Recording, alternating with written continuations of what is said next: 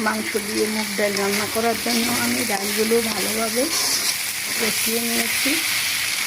দেখুন, মাংসের মশলা দিয়ে সব ডালগুলো কষিয়ে নিয়েছি। এবার মাংসগুলো সাথে দিয়ে দেব।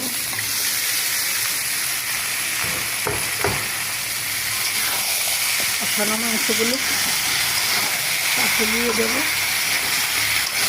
আসলে আমি আগেও দেখিয়েছি, যার জন্য এখন আর ভালো করে দেখাতে চাই না।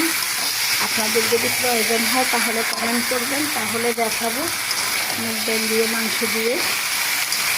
আর আমি কিছু কথা বলার জন্য আজ আপনাদেরকে ভিডিওটা করেছি। আমার ফেসটা লাল হয়ে গেছে।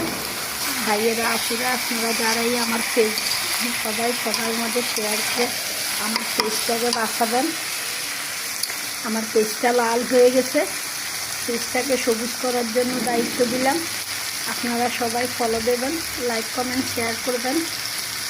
আর সাথে আমার মুগ ডাল দিয়ে মাংস রান্না দেখবেন। মাংসগুলো আমার কষানো হয়ে গেছে, মুগ ডাল দিয়ে মাংস দিয়ে কষিয়ে নিয়েছি।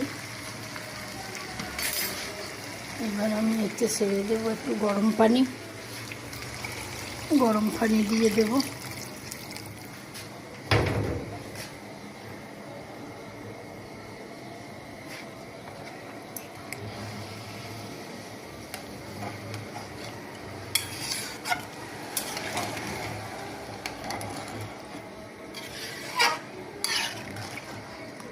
দুই কেজির একটা মুরগি ফুরাই দিয়েছি, রান্না করে রেখে দেব, পরে খাবো।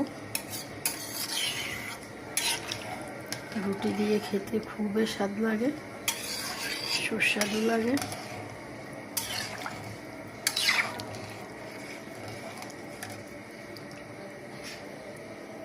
আমার সাথে ডালগুলোতে পানি দিয়ে দিয়েছি। দেখুন আমার মুগ ডাল, বাকিটা রান্না হওয়ার পরে দেখাবো। আমি মূলত আমার এই পেস্টটাকে বাঁচানোর জন্য আপনাদেরকে রান্নাগুলো দেখাতেছি।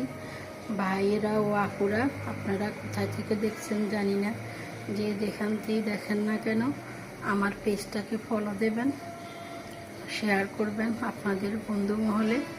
পেস্টটা লাল হয়ে গেছে, যদি ভালো লাগে, আমার পাশে থাকার ইচ্ছা থাকে, তাহলে পেস্টটাকে শেয়ার করে সবুজ করে দেবেন। এটা আপনাদের দায়িত্ব। আল্লাহ হাফেজ। ডালগুলি হয়ে আসছে।